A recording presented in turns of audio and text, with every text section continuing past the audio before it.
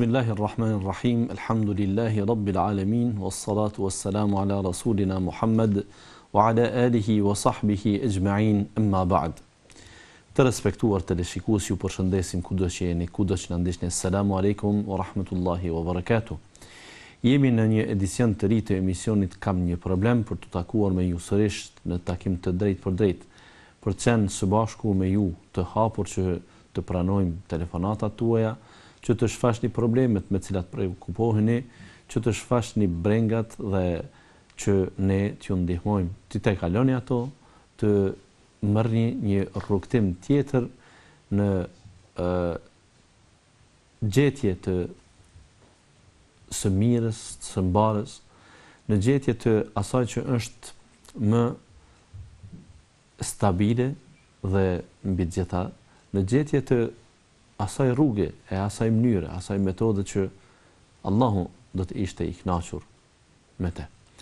Dhe si emision që tashmë është i njoftun për ju të respektuar teleshikues, merremi me trajtimin dhe zbërthimin e problemit në mënyrë paksa më analitike, më të zgjeruar, për të konkluduar më në fund se cilat rrugë duhet ndjek nëse ne ballafaqohemi me një problem, qoftë ai problem familjar apo kolektiv apo ndoshta një individi që ka me vetveten. Sido që të jetë, emisioni pra është kontaktues dhe ju kurdo nga tani mund të paraqitni në numrin kujdestar që sigurisht do të shfaqet në ndërkohë në ekranin tuaj dhe aty mund të shkruani edhe letër të shkurtër SMS. Po ashtu ju bëjmë dije se edhe në adresën tonë elektronik kam një problem @csi.com mund të na shkruani kurdo gjatë javës dhe ne i marrim ato probleme që kanë të bëjnë me vetë natyrën e emisionit dhe ju përgjigjemi këtu publikisht. Sido që të jetë, vazhdojmë me ato pyetje që na kanë arritur dhe i kemi para vetes. Thotë selam aleikum. Çfarë qëndrimi duhet pasur ndaj njerëzve që kanë pozita të caktuara e që janë të paturpshëm e që shpifin të fyjen pa asnjë arsye në mënyrë publike? Sigurisht se pyetësi në këtë rast ka të bëjë me një problem personal, i cili mundohet ta bëjë më të përgjithësuar, duke thënë se ata njerëz që kanë pozita dhe që shpifin. Pra është fjala për shpifjen dhe shpifja, trillimi i një ndodhije, i një të paqene dhe atribimi i saj për një person të caktuar, është ndaluar pavarësisht se ky person shpif si pra, ka pozita apo nuk ka pozita.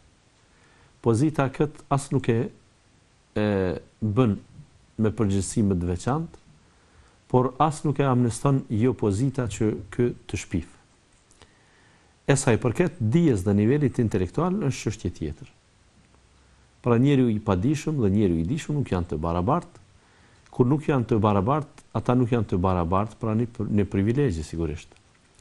Njeriu i dijshëm kur punon një punë merr pagë më të madhe se sa njeriu i padijshëm. Njeriu i dijshëm punon punë ndoshta më të lehtë fizike se sa njeriu i padijshëm.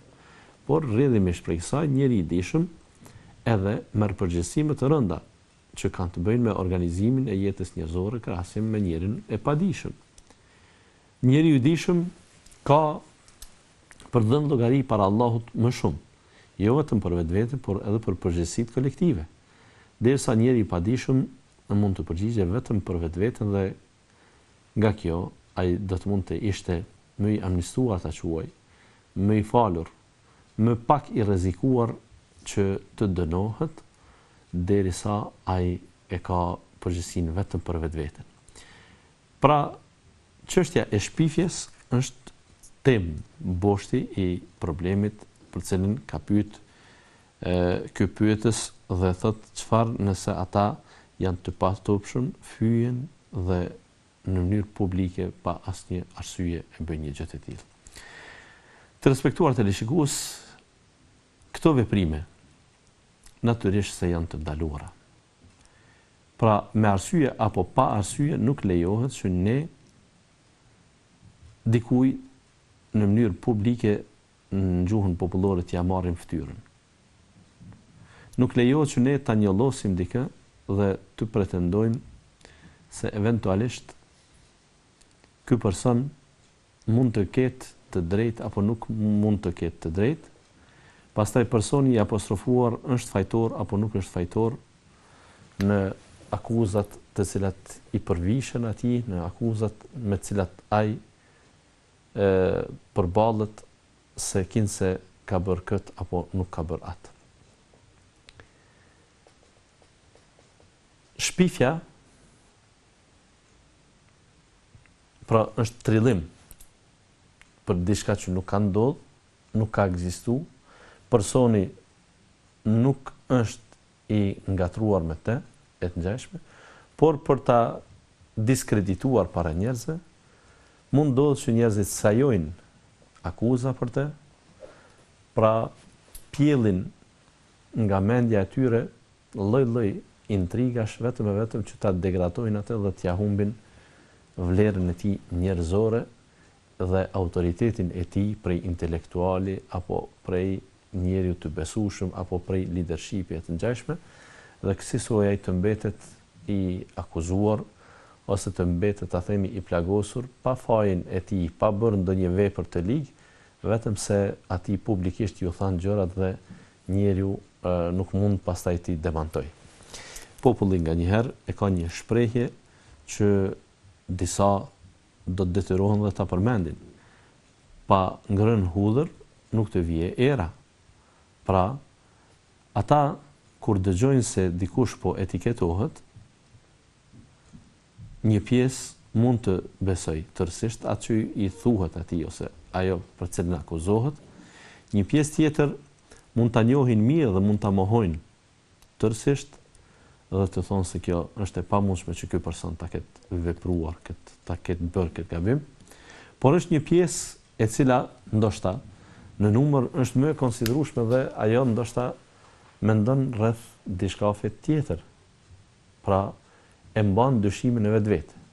As nuk e demanton lajmin, as nuk e përkrah lajmin, por në vetvete krijon dyshime rreth atij personi dhe në momentin kur do të vijë rasti, në momentin kur do të vijë mundësia që të merr dhe një informat tjetër dhe një lajm tjetër, atëherë do të provon që t'i bashkoj lajmet dhe të nxjerr një konkluz, të nxjerr një përfundim se ky person vërtet mund të jetë kështu i etiketuar. Ne nëse kemi për t'i thënë dikuj se ka bërë një vepër të keqe dhe duhet t'ja tërheqim vërejtjen, atëherë është mëse e qartë. I dërguari sallallahu alaihi wasallam na ka treguar duke thënë men ra'a minkum munkaran falyughayyirhu bi yadihi fa in lam yastati' fa bi lisanihi fa in lam yastati' fa bi qalbihi wa dhalika adhafu al-iman. Ku sheh një të keqe se po veprohet, le ta largoj të keqen me dorën e tij, me forcën e tij. E nëse nuk mundet, le ta largoj të keqen me gjuhën e tij. Pra, nuk ka fuqi, nuk ka kompetencë, nuk ka pushtet që ai të reagoj me dorë, sepse ai tjetri është në pozitë më të lartë, ai tjetri është më i fuqishëm fizikisht, ai tjetri nuk është i obliguar ta dëgjojë këtë dhe në fakt ai ndihet i mvetësuar, i pavarur dhe nuk ndihet i obliguar asesi që ta përcjell këshillën e këtij personi dhe ta duroj kur ky ja merr të keqen me dorë. Dhe kjo i bie se ai apo ajo mund të reagojnë keq dhe kësaj në vend se ti t'ja largosh të keqen mund të prodhosh një ngjarje edhe me të keqe, pra një reagim edhe me të keq.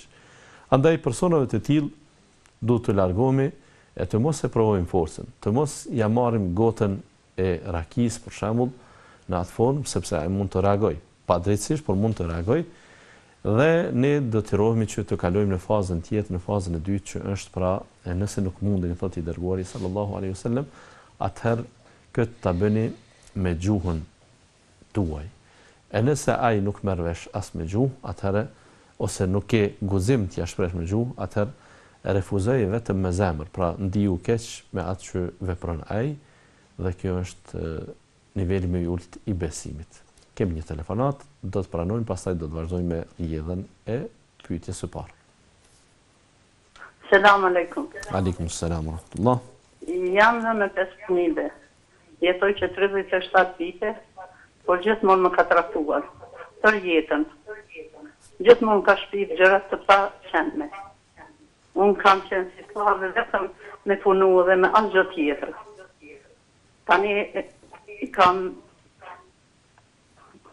nuk e dia kam gjyna mos me ja pasru e robet dhe mos me I përgadit ushqim, sepse e ka edhe tjetra. Unë I fali 5 vaktet namaz. Por kur shkoj te faretisi, prap ai thot, do t'ja mbylli derën dhe nuk do ta lë në shtëpi. Çka të veproj unë?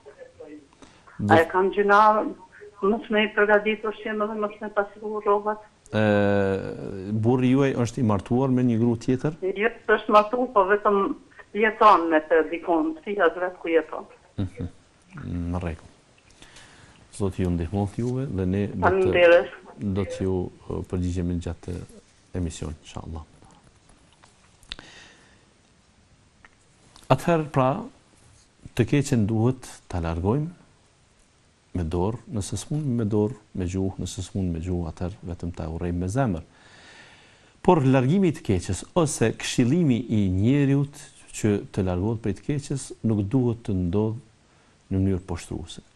Pra ne jemi të obliguar të reagojmë ndaj dukurive negative, por jo duke ja marrë fytyrën dikujt ose duke reaguar në mënyrë të pa edukuar, të pa emancipuar.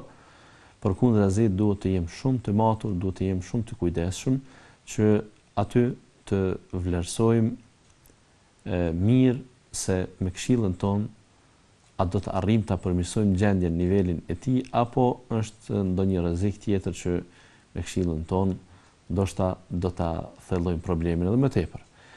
Ne në emër të së mirës nuk guxojmë që të lejojmë të thellojmë të keqen.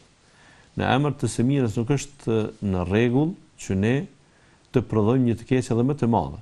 Pra, dëshirojmë ta përmirësojmë gjendjen e një personi dhe kur e përmirësojmë gjendjen e atij personi, I bie që ne obligohemi, ne detyrohemi që ta bëjmë mirë atë punë. E jo ta bëjmë do si do, por pasojat mund të jenë shumë më të rënda, shumë më të vështira sesa të mos I flisnim fare. Pra këshilla duhet të bëhet në 4 sy, si themi. E jo që duke këshilluar dikë të marrim gjunahe. Kemi kujdes. Ka mundësi sepse Allahu I din jetët, e di se çfarë fshihet në zemrat tona. Ne ka mundësi që gjatë këshillimit dëshirojmë të arrijmë ndoshta kënaqësinë e Allahut, por mund të arrijmë të kundërtën, hidhrimin e Allahut. Hidhrimi I Allahut fitohet në ashtu forma që njeriu në vend se ta përmirësoj gjendjen, e keqson gjendjen. Në vend se ta përmirësoj gjendjen e një personi, ai e diskrediton atë, ai mundohet që ta fundos atë, ai mundohet që ky person jo në esencë të përmirësohet, por këtë të thellohet edhe më tepër në gabime, në faje, në tëmeta e të ngjashme. Shikues të nderuar, njëherë një dietarit të madh, Imam Shafiut, I kishte ardhur në një tubim një grua dhe e kishte akuzuar për imoralitet. Në çfarë tubimi bëhet fjalë? Në tubim të dijes, kur ai ishte duke u shpjeguar mësimet nxënësve të tij.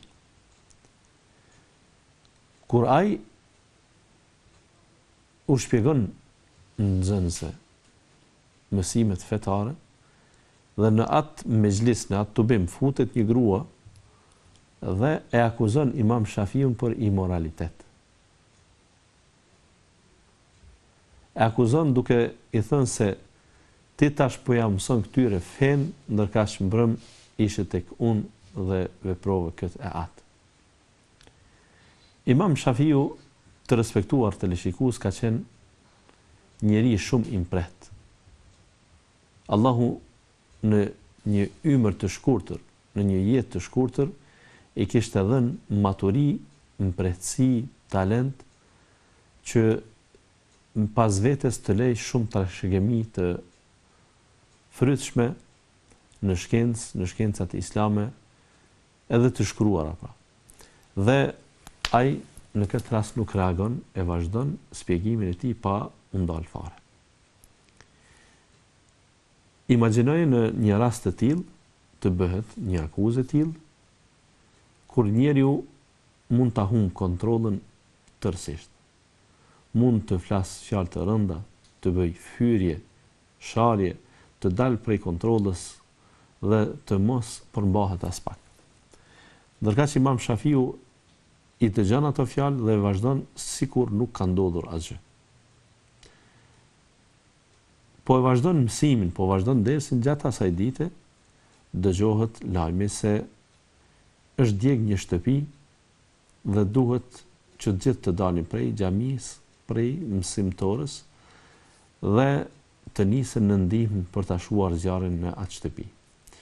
Dhe ja kur shkojnë në atë shtëpi, ajo qëllon të jetë shtëpia pikërisht kësaj gruas e cila i kishte shpif Imam Shafiut atë që nuk ishte ndodhur fare. Dhe ajo aty kur sheh mirësinë e Imam Shafiut se kishte ardhur me gjithë nxënësit e vet, që t'i dalë në ndihmë dhe ta shuaj zjarrin, ta ruaj atë femër nga rreziku i kapjes me zjarr dhe i djegjes së saj dhe të familjes saj, ajo deklaron në formë falënderimi ndaj Imam Shafiut që tregon se ky njeri ishte i pafajshëm asesi, unë me këtë nuk jam njoftur asnjëherë, e as që ka qenë tek unë dhe as që ka bazë ta akuzoj këtë për imoralitet. Por unë bëra gabimin dhe Allahu mu hakmor për gabimin tim në këtë formë, pra mbeta pa shtëpi. E Imam Shafiu, kur ishte pyetur për këtë sjellje të tij, pse nuk reagove, ai kishte thënë: po të reagoja unë, do të mund të mendonte dikush se eventualisht unë po përdorin një fjalor më të strukturuar, ose po diti radhis fjalët më mirë dhe po flas me këtë vajzë, me këtë femër, me epërsinë mashkullore e po e mundi, jo me argument, por po e mundi me epërsi pra të fjalorit ose të epërsisë mashkullore. Dhe aty patjetër do të mbeten një pjesë dhe të mendonte se imami nuk ka të drejtë. Imami nuk ka bazë. Imami mund të jetë i dyshimt, pasi ajo reagoi. Pra, njeriu kur reagon në ngjarje të tilla, medomos krahas simpatisë që mbetet dhe vazhdon ta mbaj me disa njerëz, mund të fuz dyshime tek disa njerëz që kanë qenë simpatizues të këtij. E asesi ta humb etiketimin tërësisht. Por Imam Shafiu kishte thënë, unë mendova që të reagoj vetë, por e dita se po të reagojsha vetë, do të ishte e pamundshme që unë të isha bindës për të gjithë, të pranishmit, dhe këtë çështje unë thot në vete ja lash Allahut dhe thash hasbi Allahu wa ni'mal wakil. Më mjafton mua Allahu dhe sa mbështetës i mirë është ai. Thot dhe unë këtë çështje ja lash Allahut. Dhe kur ja lash Allahut, mendova se ai më mirë din të më mbroj mua se sa unë të vetë mbrohem. I ra pra që Imam Shafiun ta kuptojnë të gjithë se ishte jo fajtor, por kjo të njëjtën kohë pafajësia e tij kur u dëshmua bëri që të kuptohet se ishte edhe më i dashur ndër njerëz dhe ishte triumfues me të drejtën dhe me të vërtetën shumë më mirë dhe shumë më fuqishëm se sa herën e parë kur kishte se sa po të kishte reaguar. Pra thjesht maturia e Imam Shafiut mund të na mungoj, por është mirë të marrim mësimin e duhur. Nëse dikush të shpif në mënyrë publike pa arsye, atëherë thuaje këtë lutje: Hasbi Allahu wa ni'mal wakil. Më mjafton Allahu dhe sa mbështetës i mirë që është ai. Bëje këtë lutje dhe mos u vë pas fjalëve dhe shprehjeve që i përdor dikush në etiketimin tënd, i cili jo vetëm dëshiron të diskreditoj, por dëshiron që edhe të hakmerret në praktik, që të mbetesh pa vend pune, që të mbetesh pa prekrahje njerëzore, që edhe të afërmit të dyshojnë në ty dhe të mendojnë se ti je vërtet ashtu sikur po të akuzojnë të tjerë. Por leja çështjen Allahut, dhe kjo është fuqia më e mirë në të cilën ne mund të mbështetemi dhe mund të kërkojmë rezultate konkrete, sepse Allahu e ndihmon njeriun dhe nuk e lë të vdes pa e botë qartë që në dynjat pafajësinë e tij, nëse ai është vërtet i pafajshëm dhe akuzohet në emër të gënjeshtës dhe ndërtohet lënda mbi të në emër të gënjeshtës dhe të pavërtetës. Kjo ishte e tërë sa i përket kësaj, të respektuar të rishkues, ne do të vazhdojmë me rrjedhën e emisionit, por këtu do të bëjmë një shkëputje. Pas rikthimit ju presim me telefonata të tjera nëse ka, eventualisht do t'i përgjigjemi edhe këtyre pyetjeve që i kemi pasur më herët, por do t'i japim përparësi pyetjes së kësaj nëne e cila na pyeti më herët gjatë emisionit. Qëndroni me ne.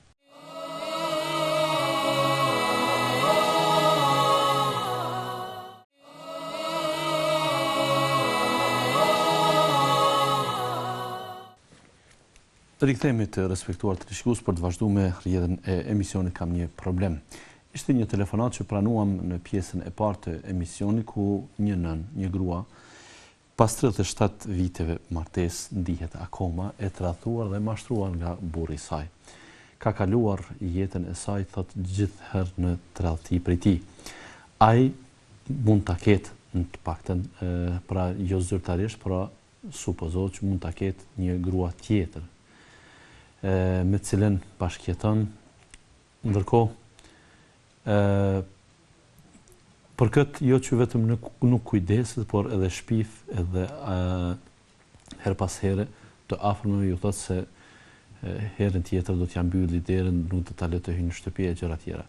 Kjo grua tash ka një hall, pyet: a më lejohet që unë t'i hakmerrem në kuptimin as mos t'ja pastroj rrobat e as mos t'i bëj ushqim e të mos kujdesem për të? Në fakt, kjo është jetë, një herë jetohet, por e mira e saj është që nuk është fundi i jetës së njeriut dynjaja.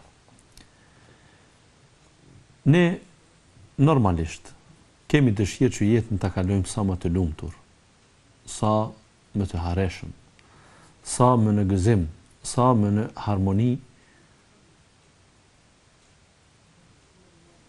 me të afërmit tanë, posaçërisht në jetën bashkëshortore dhe në raport me fëmijët. Por jo që këto ndodhin ashtu siç ne dëshirojmë, jo që këto ndodhin ashtu siç ne mund të planifikojmë.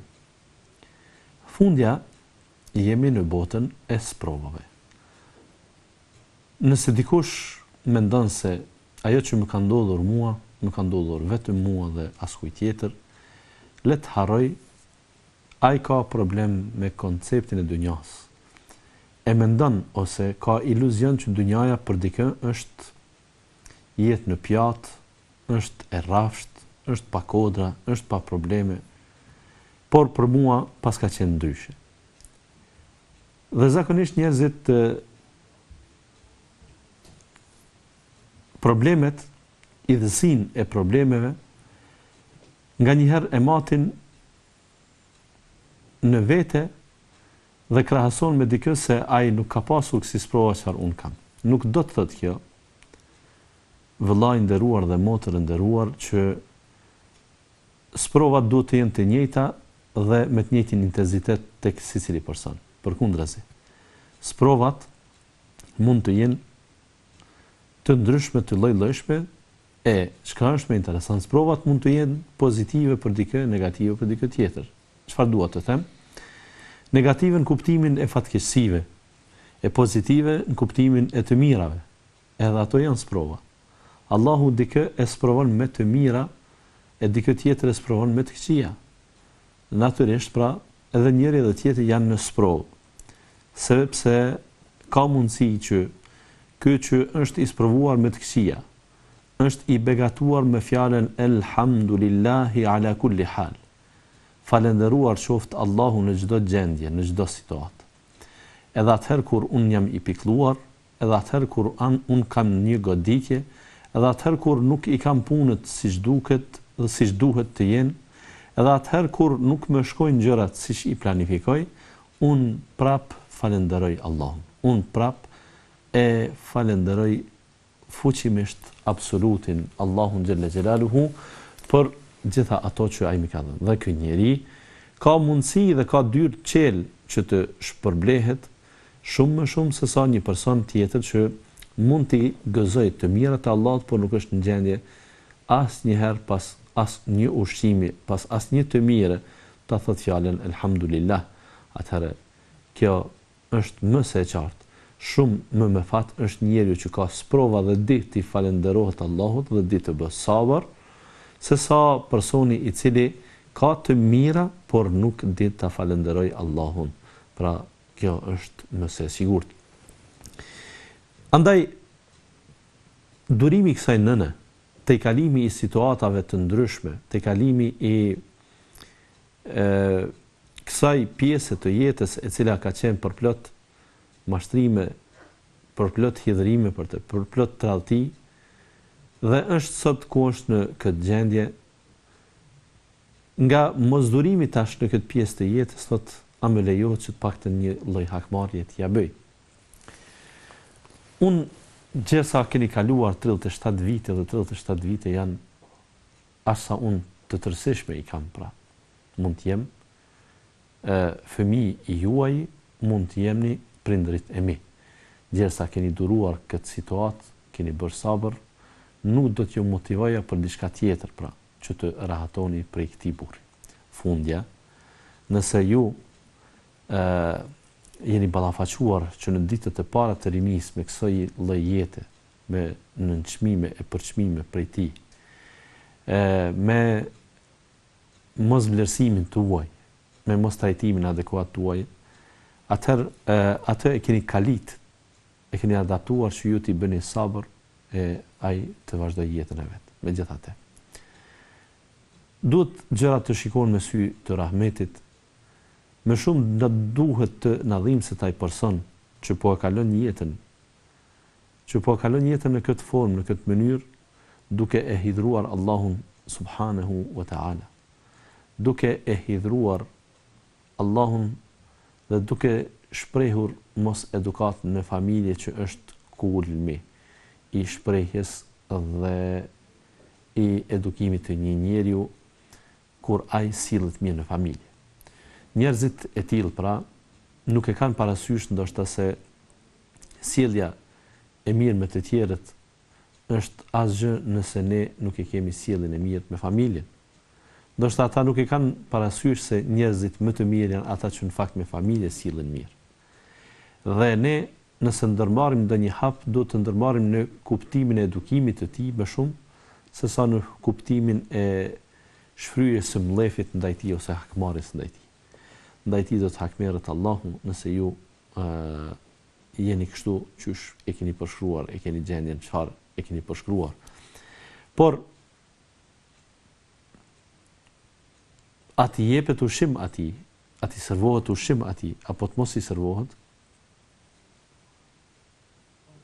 sigurisht se kjo varet prej juve, prej disponimit juaj. E juja është ti thëni se është tepër më që kë të vazhdoj jetën me lidhje tjera jo legjitime. Është më mirë t'i thuhet se nëse ke nevojë për një grua tjetër jashtë meje, martohu, zyrtarizoje lidhjen me të e mos u bëj gaz i botës.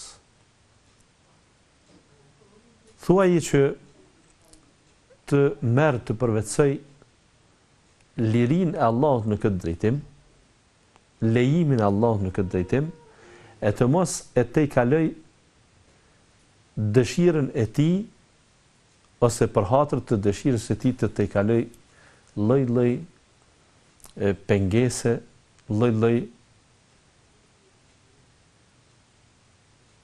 angazhimi në udhëtimin e haramit. Në vend se ai t'i arrinte qëllimet e veta dhe t'i adresonte, të este rrugës të quajt të asfaltuar, dhe të kishte pra edhe gruan tjetër e edhe halal, dhe të kishte familje e edhe halal, të ishte në razi me Allahun sepse ju pajton juve fillimisht, por ky ka zgjedhur të kundërtën që mbi ju të mbjell hidhrimin dhe po ashtu tek Allahu ta gëzoj brenda thojzave hidhrimin.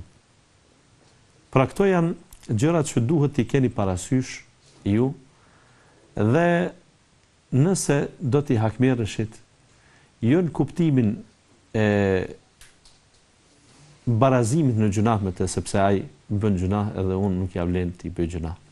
Është e vërtet se keni të drejtë, pra që t'i kërkoni të drejtat e juaja, keni të drejtë që në emër të kërkimit të drejtave të juaj të bojkotoni dhe t'i thoni se o realizoj të drejtat, o të paraqes, të lajmëroj, ndohen prej teje e gjërat të ngjashme. Por nëse ti nuk je në gjendje t'i bësh këto, atëherë kur mos ta merr mendja se ti po humb. Përgatitja e veshmbathjes për të, mirëmbajtja e tyre, hekurosja e tyre, larja e tyre, pastrimi i tyre, si dhe përgatitja e ushqimit dhe servimi i tij, janë gjëra shumë më të vogla në krahasim me mëkatin ai çfarë e bën. Në kuptimin, duhet të them, se edhe nëse ti e lë atë pa ushqim dhe pa veshmbathje, pa mirëmbajtje e tjera të shtëpisë, mëkatin që ju e bëni në raport me të do të ishte më i vogël se mëkatin që ai e bën në raport me ju. Pra, nëse do të meritonte dënim, do të meritonte ta quajë një dënim më të rëndë se kjo që ju mund t'i bëni. Por unë do të isha kurreshtar që t'ju them se më mirë është që ta të i kaloni situatën me mirësi. Situatën me mirësi, pra, që me mirësjellje dhe me një orientim të jetës, që e bëni karshi atij, ta bëni për t'i dhënë të kuptoj se ti po realizon disa obligime bashkëshortore ndaj burrit. Ndërkaq, kjo, nëse jo sot apo nesër, do t'jetë shkak që atij t'i bie ndërmend se vallë, ai apo kujdeset për obligimet e tij ndaj gruas. Dhe cili do të ishte më i fuqishëm? Burri sigurisht se jo vetëm se është më i fuqishëm, jo vetëm se e ka epërsinë dhe kujdesin mbi femrën, por ai duhet të jetë edhe kujdesari kryesor në këto raporte dhe rrjedhimisht ai do të duhet të ishte shembulltyr në këtë çështje. Ai do të duhet të ishte njeriu që jep modelin më adekuat në këtë përbërje të jetesës, pra i bie që ai më pak duhet të gabojë në raport me ty edhe nëse ti gabon me te. E jo kundërta, që ai të jetë fajtori kryesor e ju të jeni në një farë forme ta quaj shërtorja, mirëmbajtësja e orendisë së tij, e veshmbathjes së tij, edhe e përgatitjes së ushqimit të tij. Veproni si të doni, por nga ajo që ju keni paraqitur, pa e ditur në as pak detajet se a keni fëmijë, a nuk keni fëmijë, pa e ditur se a keni mbështetje në familje apo nuk keni mbështetje në familjen tuaj fillimisht, pastaj në familjen e burrit e gjëra të tjera, këto më mungojnë natyrisht. Dhe sigurisht se do të ishin faktorë që do të më ndihmonin t'ju jap një orientim edhe më konkret, por unë sigur po imagjinoj se ju për 37 vite keni zgjedhur metodën e shërbimit që ju ta kaloni jetën tuaj. Unë, sikur po t'ju sugjeroja të keqen në kuptimin ndarjen me të, do t'ju kisha sugjeruar në 7 muajt e parë të martesës. Në 3 vite e gjysmë të martesës, se jo pas 37 viteve. Dhe ju, nëse me analizën tuaj dhe me qëndrimin tuaj keni përzgjedhur që të qëndroni tek ai njeri ashtu, atëherë nuk marr guximin që t'ju them të veproni ndryshe nga ky rast, nga kjo ditë, nga ky moment. Pra, më mirë është që nëse kërkon prej tij dialog, debat, përgjigje nga ai, do të ishte më mirë këtë keni të drejtë ta bëni, por nëse ai ju hyn në hak, ju nuk kisha preferuar që edhe ju të hini në hak atij në kuptimin pra të jetesës martesore. E sa i përket pikërisht them anvisërisë, nuk kisha thënë që me do mos duhet t'i bëni dhe me do mos hyni në gjuna nëse nuk i kryeni këto detyra. Në fundit, gruaja këto punë më tepër i bën për harmoninë familjare se sa si obligim sheriatik që Allahu e ka ngarkuar me këto vepra. Allahu e di më së miri. Ju të respektuar teleshikues, qëndroni me ne, do të themi pas pak për të vazhduar me rrjedhën e emisionit Kam një problem.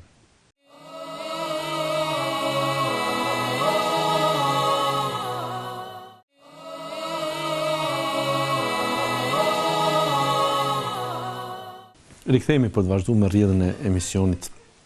Unë thot dhe motra që nga Ramazani i kaluar, Allahu ka dashur, elhamdulillah, jena bind për me vendos mbulesën. Dhe dëshirën për mbulesë ja kena shfaq nënës. Por ajo ka qenë kategorikisht kundër. Një kohë nuk kemi insistu, pastaj rreth 1 muaj para Ramazanit të këtij viti kemi këmbgul shumë me shpresë që në fillim të Ramazanit do të mbulohemi. Insistimi jon ka qenë shumë i madh, por kjo ka ndikuar aq keq sa as namaz nuk është duke bërë. Pra i bie se ajo më herët është falë. Si dhe subhanallah ka filluar për gjërat e haramit, thot se nuk janë haram. Andaj insistimi jon ka qenë shumë i madh këtë Ramazan, sidomos herën e fundit nuk kemi dalë nga shtëpia disa ditë, nga se shpresa që kemi me mbulu ka qenë e madhe. Por kur i kemi treguar dhe i kemi thënë se nuk dalim pa mbulesë, reagimi i saj ka qenë i papritshëm sa ka dashur me na largu prej shtëpisë. Na ka ndaluar me shku në ligjërata fetare si të veprojmë. Ky problem në vendin ton ka filluar të jetë problem vërtet i pa skrupullt. Na kanë humbur, më duket, të gjitha vijat e orientimit dhe të organizimit të familjes. Na janë prish dhe nuk funksionon asnjë lloj sistemi në organizimin e familjes mbi të drejtat e njerit. Të themi jemi familje patriarkale, familje ku sundon kryesori, kryefamiljari, ku të tjerët janë robë dhe punojnë e ai është shef. Familje ku dëgjohet vetëm një zë, familje e bashkësisë, familje nuk jemi kështu.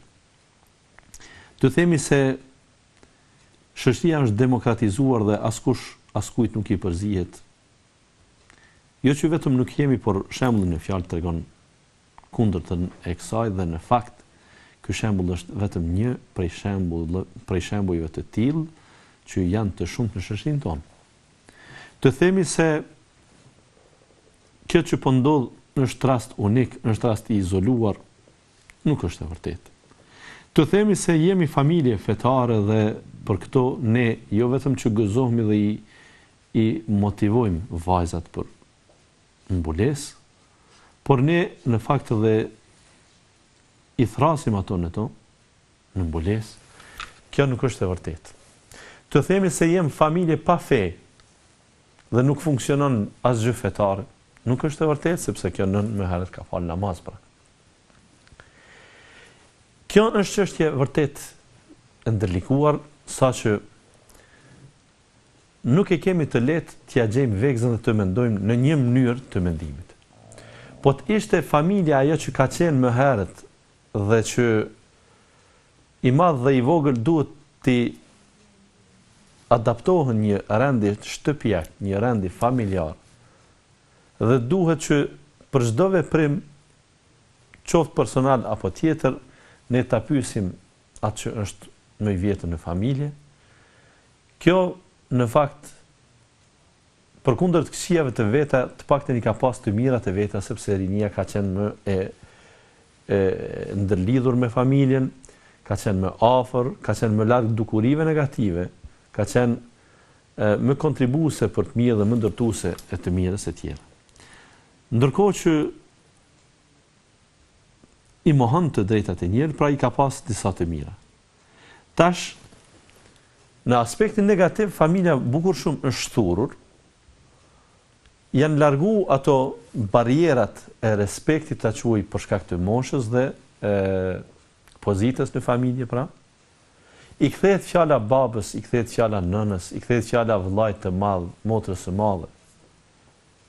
Nuk respektohen me të vjetrit, e tjera prej gjërave që ndodhin, ama në anën tjetër, ata që kanë lejuar të humbë respekti i të rinjve ndaj tyre, kur vjen çështja e shamis, mundon ta mbajnë një farë menaxhimit të familjes, një farë organizimit të familjes, një farë peshe që nuk e kanë për gjërat e tjera në familje. Nëse je personi që dën ta ndalosh dikon nga shamia, ata tjesh edhe personi që e ndalon nga alkooli. Pra, si e bin për këtë, po sigurisht se nuk je i bindur që alkooli është i mirë. Dukuria negative është e mirë. Je, besoj, që të njëjtën kohë i vetëdijshëm se edhe ato janë të këqija. Kur e ke kuptuar se shamia nuk është e mirë për kohën, sipas teje, është dashur më herët ta kuptosh se dukuritë negative do të eliminohen dhe shërnjosen prej familjes shumë më herët. Dikush mund të thotë se ka mund të konkludosh se kjo nën ju thot po dukurive negative. Pra kjo mund t'ju thot jo shamis, por edhe jo dukurive negative. Përgjigjja ime të respektuar të rishikues është kjo. Dukuri negative nuk është vetëm disa prej të këqijave që i përmendim. Por dukuri negative është edhe vetë çështja e shfaqjes së imoralitetit ose mos parandalimi i arritjes së imoralitetit në familje. Një vajzë që dëshiron mbulesën, përpos që mbulesa për femrën është një rit fetar, është një ibadet dhe është një obligim islam, përveç kësaj, mbulesa është moral. Mbulesa është dinjitet femror.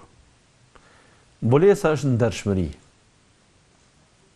Kur një femër dëshiron të thotë se unë dua të mbulohem, kjo i bie se ajo thot unë nuk dua të jem të ekspozuar para çdo mashkulli të huaj. Para atij që më takon të dal apo nuk më takon të dal. Para atij që duhet të ruhem apo nuk duhet të ruhem. Ajo don të thotë se unë dua që ta mbaj moralin gjallë edhe në familje kur jam te babai e edhe kur do të martohem nesër. Ajo ka thënë shumë gjëra me rastin e dëshirës për ta vendosur shamin. Ajo nuk e vendos shamin sepse ka privilegje në vend, në shtet, në qeveri, në institucione, në arsim, madje edhe në shkollim. Ajo nuk ka vendosur që ta vendosë shamin për hatër të dikujt, ose për një interes të kësaj bote çfarë do qofshin, madje shikuar nga ky prizëm vendosja shamis në vendet tona sikur duket që të humb shumë shanse të jetës të këtyre natyrave. Por një femër që përkundër këtyre vështirësive, përkundër mos përkrahjes institucionale për shamin e saj, përkundër që me shami ajo mund të barikadohet nga të gjithë për avancimin e saj si në arsimim, shkollim, aq më tepër dhe në punësim, atëherë kur gjitha këtyre privilegjeve ajo ju ka thënë se nuk më duheni gjersa unë e hidhroj Allahun, gjersa unë nuk e mbuloj kokën time, atëherë pse prindi të bëhet kaq i guzimshëm, të marr zjarr e të luaj me te?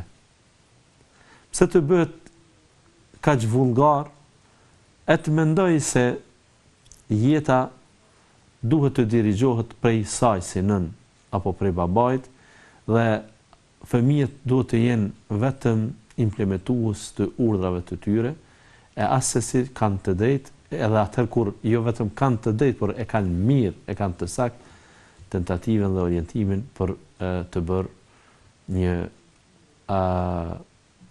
rit fetar praktik. Në vend se kjo nën, e cila pas ka fal namaz, ti kishte mësuar vajzat vet, ajo jo vetëm që nuk e ka bërë këtë detyrë, por kur janë mësuar vajzat, ajo ka gjetur rrugën e kundërt. Çfarë rrugë? Ka gjetur rrugën e dëmtimit të orientimit të atyre vajzave, duke i ndaluar që të shkojnë në ligjërata, duke i ndaluar që të bëjnë arsimimin e tyre dhe ngritjen fetare të tyre, edhe vetdijes fetare, duke i ndaluar atyre që të vendosin mbulesën. Pra, ato janë ngujuar në familje dhe kanë thënë se ne nuk dalim vetëm se pa shami, gjë për cilën unë do t'i kisha motivuar, nëse nuk arrini ta vendosni shamin të paktën pengoni nga ndalja. Mos të kuptohet kjo që kjo ka qenë një lloj kurzimi apo shantazhi se për ta nxjerrë lejen për bartjes shamis, nuk do të del një kohë, përndryshe ju nuk do të qëndroni pa dalë. Jo, mundoni të mos dilni. Derisa keni kuptuar se ju do të ta vendosni shamin dhe ka një pengesë brenda familjes, e cilën nuk mund ta tejkaloni, atë të paktën rrallojni daljet, derisa din veten se pa shami të shikojnë meshkujt e huaj dhe e ke gjunah një gjë të tillë. Pra, duhet të them se ju prap vazhdoni me atë lloj të vet organizimit të jetës, kuptim pra, nëse nuk na lejoni që kur dalim me shami, ne ata nuk dalim fare. Nuk dalim as për shkollim, nuk dalim as për arsimim, nuk dalim as për të punuar diku, as për të gjallëruar diku, as për të martuar me dikë. Nuk dëshirojmë të dalim derisa nuk e kem shami. Mund ta bëni këtë. Dhe kjo do të kishte dhe do të jepte efekt shumë më mirë se sa e kundërta kësaj. Megjithatë, nëna ju pengon dhe në fakt ajo ka filluar ta praktikojë namazin dhe mbi të gjitha ajo që është e ndihshme ka filluar të thotë haramit halal. Nëse i thuhet haramit halal, atëherë kjo është dalje nga Islami, dalje nga imani, dalje nga besimi, sepse është mohim i drejt për drejt ose indirekt i fjalës së Allahut xhalla xhelaluhu. I bie pra se Allahu ka bërë një gjë halal dhe ti i thua haram, apo aq më tepër kur Allahu një gjë i ka thënë haram e ti thua halal. Ne nëse nuk jemi në gjendje që të largohemi nga një haram, nga një ndaluar, paktën mos të mundohemi që me argument ta legjitimojmë atë. Mund të ketë dikush një dukuri negative, për shembull, është duhanpirës. Por të mos mundohet t'i bindë të tjerë se vepra e tij është më e mirë se sa këta tjerë që nuk pinë duhan. Ose dikush pin alkoolin, ose dikush luan kumar, ose gjëra të ngjashme. Nëse ne nuk arrim që të ndalojmë nga ato të këqija, të paktën të mos mundohemi të themi se janë të mira. Sepse trajtimi i të keqes për të mirë është kufër, është mosbesim në këtë rast, pra, po e them, i halalit për haram edhe anasjellës, i haramit për halal. Nëse dikush thotë se unë nuk dua të pi këtë lëng të filan pemës, sepse është haram, ai ka bërë gjuna të madh. Ai bie kjo se për shembull ka thënë nuk lejohet të pihet lëngu i mollës, për shembull. Ai ka të ndaluar ta ndaloj atë që Allahu e ka lejuar. Nëse ai thot lëngu i mollës është haram pa kurfar argumenti, ai e ka bërë këtu një shkelje shumë të rëndë. A kjo nuk do të thotë se ai e kishte fars të konsumonte atë. Mund ta konsideronte gashia që s'dua ta pi, nuk më pihet, nuk më pëlqen, nuk kam oreks, etj, por jo me domos ta qes në kornizën e të ndaluar, do të mendoj se ai është i ndaluar për të tjerët. Nuk guxojmë të ndalojmë një gjë që Allahu e ka lejuar. E aq për tepër të lejojmë një gjë që Allahu e ka ndaluar. Nëse Allahu i ka thënë haram, kush je ti që e shfuqizon atë vendim? Kem një telefonat, po.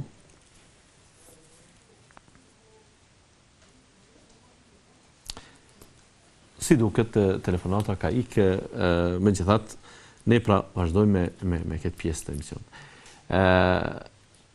Duhet të lëshoj pe nëna. Pra, kur thëm të lëshoj pe, të kuptoj se veprimi i saj është i gabuar. Ani pse ato janë vajzat e saj. Ani pse vajzat e saj janë që duhet të dëgjojnë, duhet të përfillin urdhën e saj, duhet të jenë pra në gatishmëri që të merren me mësimet dhe urdhat e saj tërë kohën sepse ajo është nën. Por jo ku kundërshtohet Allah. La ta'ata li makhluqin fi ma'siyati al-khaliq. Nuk mund të respektohet krijesa për gjërat ku mëkatohet ndaj krijuesit. Krijuesi ka përparësi. Nëse krijuesin e hidhrojmë për ta pajtuar një njeri, qoftë ajo dhe nëna, atëherë kemi gabuar shumë sepse do të ngelet përveç Allahut, përveç krijuesit që do të hidhrohet, do të vijë puna që nesër pas nesër dhe nëna të hidhrohet.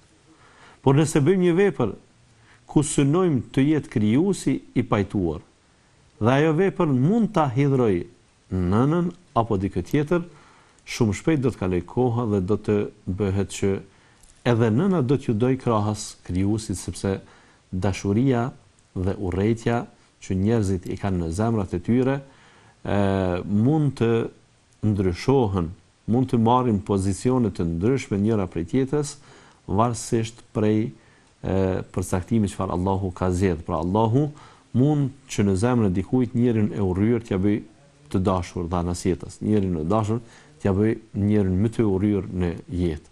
Sepse dashuria është çështje që qëndron në zemër dhe zemrat komandohen prej anës së Allahu xhelle xhelaluhu, sikur ka thënë në hadith, i rrotullon ka të doj.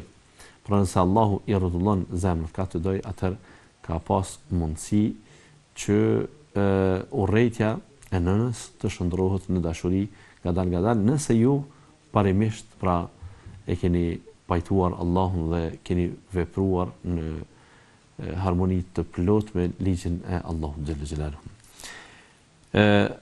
S'kan çfarë ju sugjeroj më tepër, pra vendosni shamin, por nëse nëna është në këtë gjendje çfarë është dhe ju nuk keni rrugdalje, atëherë të paktën mos deni jashtë shtëpisë pa shami dhe kështu pra e realizoni edhe dëshirën e prindit për një kohë të caktuar derisa gjërat të marrin rrjedhën e vet të duhur, edhe nëse ju jeni të paaftësuar, nuk ju them se këtu duhet të dalni, por nëse ju, pra për një arsye apo tjetër nuk mund ta tejkaleni familjen, që të mos ngeleni jashtë familjes, atëherë më mirë është që të paktën të mos delni jashtë shtëpisë. Të rishkues të nderuar, kjo ishte e tërë sa i përket kësaj pyetje, kësaj problematike. Ne kemi edhe pyetje të tjera, të cilat do t'i shtjellojmë inshallah pas të pranojmë këtë telefonat. Alo? Alo, urdhëni. Selam aleikum. Aleikum selam ورحمة. Ju përshëndes, kam një problem, vajza ime është falë kur është kënë më vogël, ka ninu, ka një arvet, unë jam të nësmu, s'ku mund me ninu.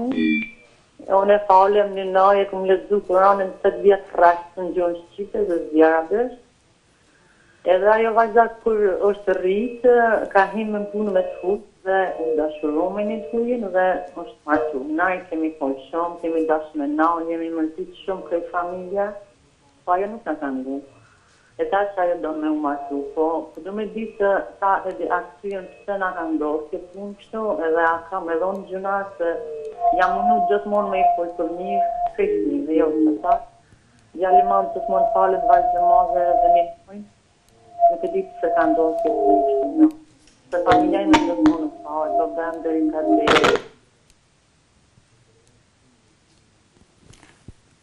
Në rregull, si duket më nuk dëgjohet, por megjithatë ishte e mjaftueshme për të arritur deri tek veshët tan, ajo që ishte esencë për vajza, më herët është fal, pra si nën e ka edukuar dhe pse kjo nuk ka mundur vetë të agjeroj, vajza është falë, ka agjëruar, por pasi është rritur, këta kanë futur në punë në një vend ku ajo pas është dashuruar në një të huaj. Pa ditur dhe pa qenë me interes të kuptojnë ndoshta edhe çështën e komësisë së atij të huaj, por do të ishte të paktën nga më e vogla që të kuptohet të paktën të ditë për fenë e tij, sepse po të ishte jo musliman nuk lejohet martesa me të, dhe me lejen apo pa lejen e juaj martesa e saj e tillë do të ishte haram. Pse ka ndodhur kjo? Jo që hoxha këto do të, jo unë, por asnjë hoxh din të identifikoj pse këto ka ndodhur. Këto janë çështje që Allahu vendosi të doj. Në kuptimin janë sprova. Sprovat nganjëherë vijnë si rezultat i veprave tona, i asaj që ne kemi kontribuar direkt apo indirekt që të ndodha e sprovë. E nganjëherë sprovat vijnë edhe pa kontribuar fare për to, pa kërkuar që ato të ndodhin. Pse ndodh ajo në këtë rast? Ajo ndodh thjesht Allahu dëshiron që të na sprovoj, të na sfidoj, që të shihet sinqeriteti jon, besnikëria jon e të ngjashme. A do të keni mëkat ju për martesën e saj? Natyrisht ne këtu duhet të fokusojmë orientimin dhe dëshirën e lutjet që Allahu të mos na e merr për të madhe nëse ne kemi gabuar ose kemi neglizhuar diç në edukimin e fëmijëve. Por ajo që unë kam vërejtje në shumicën e rasteve të tilla është pikërisht kur familjarët, prindrit kanë ambicie që t'i punësojnë vajzat e tyre për të arrit një rrogë bukur minimale në shumicën e rasteve, vetëm e vetëm që ajo të punojë dikë. Dhe natyrisht një vajzë e re në vendin e punës ku ka meshkuj, ku përzihet me të tjerët, e ka shumë vështirë t'i mbuloj emocionet e veta dhe të mos bie në dashuri, siç thonë. Vajzën duke e ruajtur, duke i ndihmuar në martesë, e kemi shumë vështirë që deri në atë moshë ta kapërcejmë, ta ruajmë. Jo rastësisht është premtuar xheneti për atë nën që edukon 3 vajza, 4 vajza e në një transmetim edhe 2 vajza. Jo rastësisht pra Allahu xhalla xhelaluhu ka dhënë çmim të lartë për nënat që edukojnë dhe i ruajnë femrat, vajzat posaçërisht pra, derisa ato të martohen. Pra gjersa kem obligim në edukimin e tyre, duhet t'i mbajmë ato deri në martesë, por fakti që një femër po gjen një vend pune nuk duhet të shikohet vetëm si një privilegj ose një interes për të marrë një pagë në familje, por të shihet se në çfarë pune është. Ne shpesh herë në muhabetet e lira jem gjendje të themi se unë nuk e shes fytyrën për para. Dikush tjetër thot, unë nuk nënshtrohem për para. Dikush tjetër thot, fjalë dhe shprehje të ndryshme në këtë drejtim, por mbi gjitha është dinjiteti njerëzor. Dhe kjo i bie se unë jo me çdo çmim mundohem të arrij në pozitë, dikush do të thoshte, dikush tjetër thotë që unë me çdo çmim duhet të jem i pasur. Nëse këto arrihen, atëherë do t'i kryej detyrat e mia. Nëse nuk arrihen, atëherë do të vazhdoj jetën me pjesë të tjera të jetës, me etapa të tjera të jetës që jam si njeri i rëndom pra. Jo të kuptohet që ne me domos duhet të arrijmë një synim të caktuar. Kur e themi se për mua më mirë është të kem 1 dinar por halal, këtu me domos duhet futur edhe këtë në lëvizje, të bëjmë pra një analogji shumë të përshpejtuar. Nëse ne dëshirojmë të furnizohemi, të kemi një rrogë, një pagë në familje, të mundohemi që ajo të jetë halal tërësisht, pra veprimtaria që bëhet, dhe të shikojmë se kush po e sjell atë. Pse femra ta mbaj familjen, babajnë e vet, vëllezërit e vet, kur do të ishte e kundërta e duhur, që femra të kujdesej për vetveten dhe të mirëmbahej ose të furnizohej nga dikush tjetër, qoftë ai babai, vëllai, bashorti, djali e tjera. Pra, kështu duhet të shikohen gjërat, e jo të shikohen se ajo a do të mund të kontribuoj. Ambicia dhe dëshira për të punësuar femra pastaj sjell edhe këto rezultate. Pse kjo ju ka ndodhur? Ka mund të jetë mos edukim i mjaftueshëm, por mbi të gjitha secili do të mbaj përgjegjësi, do të jap llogari për atë përgjegjësi që ka pasur. E kjo i bie që ju nëse keni pasur neglizhencë ose ndini veten se keni lënë mangu edukimin e vajzës suaj, atëherë të bëni teube, të kërkoni falje tek Allahu subhanahu wa taala, e të mos lejoni që të kaloj jeta pa e kërkuar faljen Allah në këtë mënyrë. E pastaj vajza juaj, e cila ka qenë e obliguar, jo vetëm pse ka shkuar në punë dhe ka mund të dashurohet, është dashur të dashurohet, jo. Ajo është në fakt gabim i saj. Ajo do të jep llogari për fajin e vet, sepse ajo edhe po të dashurohej, edhe po t'i pëlqente një djalë, e ka të obliguar të marrë mendimin e prindërve, në këtë rast e babait posaçërisht. Dhe ka të ndaluar të kurorzohet pa dëshirën e tyre. E aq më tepër nëse kurorëzimi i saj edhe po të ishte me pajtimin e familjes, do të mund të ishte i ndaluar esencialisht, pasi mund të ketë dallime pra në përcaktimet fetare me burrin e vet. Dhe këto pra mund të na bëjnë neve që të kuptojmë se përgjegjësia mbi kë bie më tepër. Sa i përket pjesës së edukimit mund të jetë përgjegjësi edhe juaja, por sa i përket përcaktimit dhe mënyrës së përcaktimit për martesë, ajo vajzë ka bërë gabimin e vet, të cilin gabim ajo duhet ta përmirësoj, për cilin gabim ajo do të jap llogarinë e vet, Allahu e di më së miri. Është edhe pyetja e fundit që do ta marrim sonte. Jam një nën fetare muslimane dhe jetoj vetëm. Fëmijët janë të martuar dhe nuk vinë të më vizitojnë pa koment. Kjo është pa koment. Pra, jeni fetare, jeni muslimane, por fëmijët tuaj nuk e kanë kuptuar detyrën që kanë ndaj nënës.